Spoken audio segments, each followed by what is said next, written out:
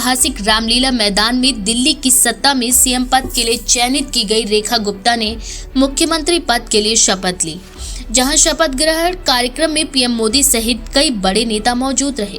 PM Modi के अलावा गृह मंत्री अमित शाह, महाराष्ट्र के सीएम देवेंद्र फडणवीस, आंध्र प्रदेश के सीएम चंद्रबाबू नायडू व आंध्र प्रदेश के उप मुख्यमंत्री पवन कल्याण, जेडीयू से केंद्रीय मंत्री ललन सिंह, बिहार के डिप्टी सीएम सम्राट चौधरी भी शपथ ग्रहण समारोह में मौजूद रहे। दिल्ली की राजनीति में एक महत्वपूर्ण मोड़ पर भारतीय जनता पार्टी ने रेखा गुप्ता को राजधानी की नई मुख्यमंत्री के रूप में चुना था। इस फैसले की घोषणा दिल्ली स्थित भाजपा मुख्यालय में हुई भाजपा दल की बैठक के बाद की गई थी, जिसमें वरिष्ठ नेताओं और निर्वाचित विधायकों ने भाग लिया।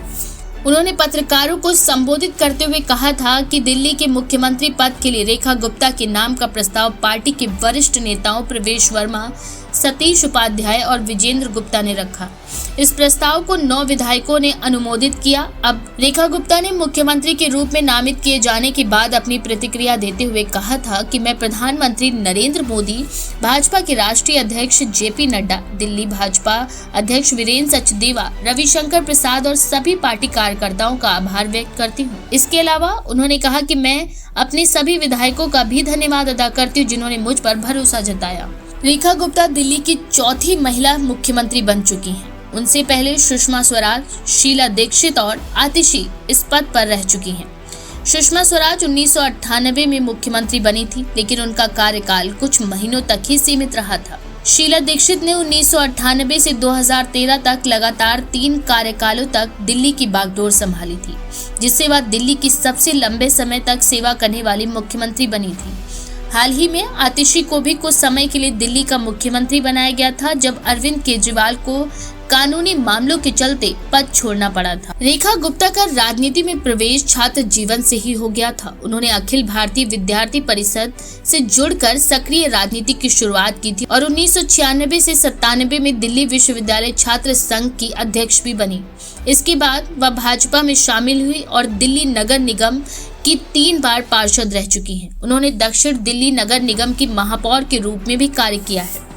उनकी गहरी राजनीतिक सूझबूझ और प्रशासनिक क्षमताओं को देखते हुए भाजपा नेतृत्व ने उन्हें दिल्ली के मुख्यमंत्री पद के लिए चुना। पार्टी का मानना है कि उनके नेतृत्व में दिल्ली में भाजपा को मजबूती मिलेगी और राज्य की जनता को सुशासन मिलेगा। भाजपा का ये फैसला दिल्ली की राजनीतिक परिस्थितियों को देखते हुए बहुत महत्वपूर्ण माना जा रहा है। पिछले कुछ वर्षों से दिल्ली की सत्ता आम आदमी पार्टी के हाथों में थी, लेकिन अरविंद केजरीवाल सरकार पर भ्रष्टाचार के आरोप और कानूनी मामलों के कारण राजनीतिक अस्थिरता बनी हुई थी। भाजपा ने इस मौके का फायदा उठाते हुए दिल्ली में अपने नेतृत्व को मजबूत करने की दिशा में कदम बढ़ाया। रेखा गुप्ता के चयन को भाजपा की महिला सशक्तिकरण नीति और युवा नेतृत्व को आगे बढ़ाने की रणनीति के रूप में भी देखा जा रहा है। मुख्यमंत्री के रूप में रेखा गुप्ता को कई महत्वपूर्ण चुनौतियों का सामना करना पड़ेगा। दिल्ली में प्रदूषण, जल संकट, ट्रैफिक की समस्या और अनाधिकृत कॉलोनियों को नियमित करने जैसे मुद्दे जनता के लिए बेहद महत्वपूर्ण हैं। इसके अलावा केंद्र और दिल्ली सरकार के बीच अधिकारों को लेकर होने वाले विवादों को भी सुलझाने की जरूरत होगी।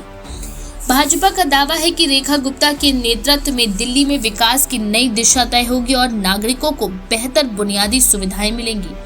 अब देखना ये होगा कि वह इन चुनौतियों से कैसे निपटती हैं और अपनी सरकार को किस तरह से आगे बढ़ाती हैं।